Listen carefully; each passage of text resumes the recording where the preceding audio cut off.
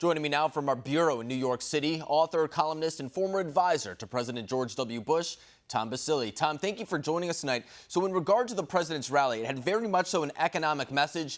Do you think that'll be key for him going into 2020?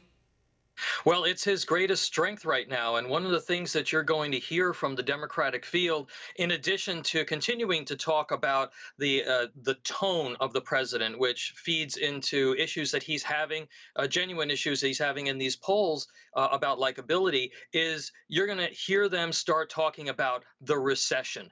And that's going to be a big perception issue for this president and this White House to push back against as we move into 2020, because the economy is strong. The likelihood of a recession is still less than 50%. You need successive quarters of negative economic growth in order to have a recession. But that's not going to stop the Democratic candidates or the mainstream press from telling the American people that we're cruising for a recession. And you already hear some people in the media, for example, I'll use Bill Maher as the example, who says that he's hoping for a recession. I mean, he gets pushed back on that, kind of pointing out the fact that people literally die when the unemployment rate goes up. I mean, lives are made much worse, but as long as it gets President Trump out of office in 2020, he's fine with that. Do you think that that is really the only key for Democrats going into 2020 to battle the economy that President Trump has behind him? Look, you've got record low unemployment. You've had a number of quarters of successive growth and strong growth. Many financial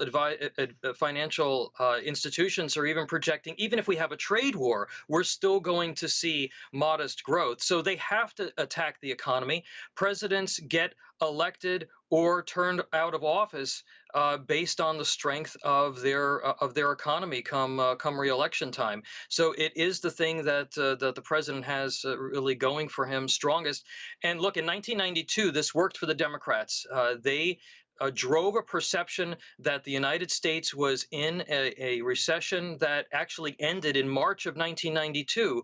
But George H.W. Bush's presidential campaign was not able to combat effectively the narrative that we were in a recessive economy, and it cost him the election. So this is very important for the president to stay on message here and to talk about the strength and the historic strength, rather, of this economy. And not only the economy in general, but I think it's very important to point out that the president is in office because he won states such as Wisconsin, Michigan, Ohio, Pennsylvania, stuff like that.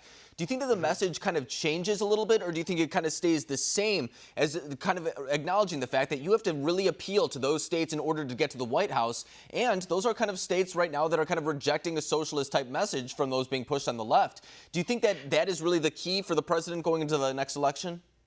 Look, the swing states and those battleground states aren't going to change. But what's important for this White House to understand and for the president's campaign to really focus on is suburban voters. I have a column up on my website that was just pushed out today, talking about the importance of the president addressing independents and suburban voters, suburban college-educated voters and women, and closing that gap in areas around Philadelphia in order to win Pennsylvania. Areas outside of the cities in Wisconsin are going to be critical for him to win swing states that he barely won the last time.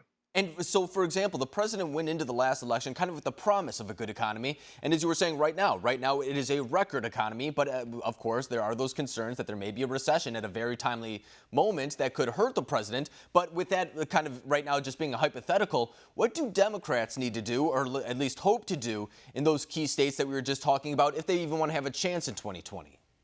Well, I think that Democrats, the tech industry, the mainstream press, you're going to start to see them drive this narrative, this negative narrative about the economy, to drive down consumer confidence and push a perception that we are actually in a recession that we aren't going to be in. And they're also going to continue to try and drive this message that Donald Trump's tone and that he's a divider, that his tone is a problem, and that and stoke feelings that we are seeing in independent voters and even in some Republican voters, that there is some degree of Trump fatigue, that the combative nature of the president, that the presidency under siege that we have seen is something that they're just not comfortable with any longer. And, I want to switch gears for a second now that I have you here. Yesterday, one of the big headlines that was making news is the fact that President Trump has said, with differing degrees of seriousness, I guess, the possibility of purchasing Greenland. So what do you take of those reports yesterday coming out from the Wall Street Journal?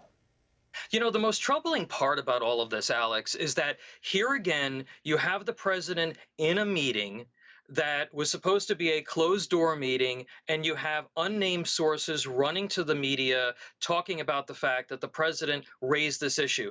Want to see more videos like this? Click on the link below and subscribe to One America News on YouTube, and call your cable provider and kindly demand that One America News is added to your lineup. Call and subscribe today.